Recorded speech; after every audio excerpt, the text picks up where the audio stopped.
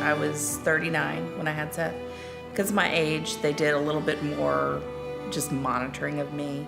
So we did one test early on that was just a blood test that said I had an increased risk for having a child with Down syndrome, but there was no It was like certainty. 1/24 or something. Yeah.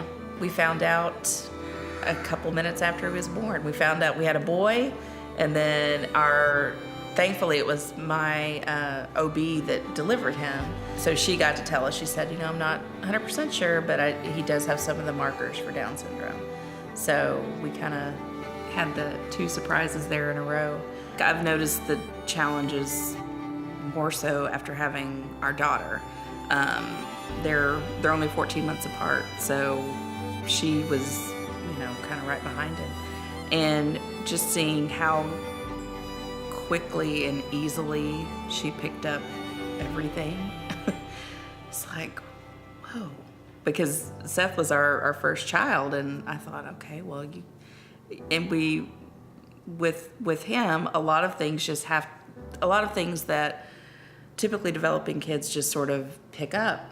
He had to be taught, and we had to have a therapist, and we had to work and work and work and work and work.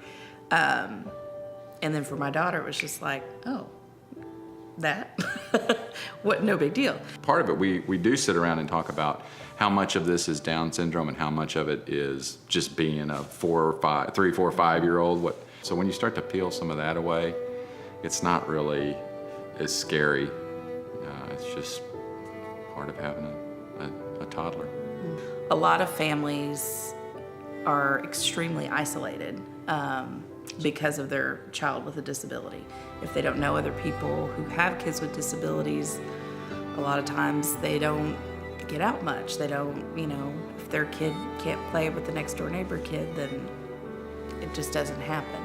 Because of that, they're not able to take care of themselves and their own well-being. So I think something like this is crucial.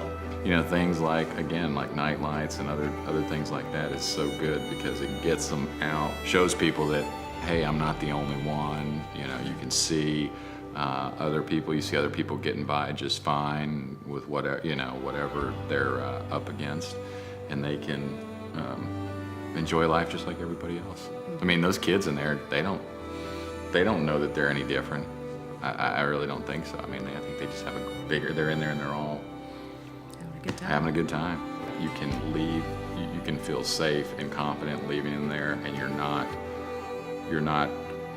worried. I mean, you're worried whenever you leave your kids with anybody, but you're not worried. And then we can go out and we can talk, and we don't have to, call in and check in with the baby. I mean, it's just great. We know that they're getting all kinds of different attention. They're so personalized, and then also they love going there. So, but it's probably just the ability to kind of just relax. Not only to have relaxation time, but truly relax because we know that they're being taken care of.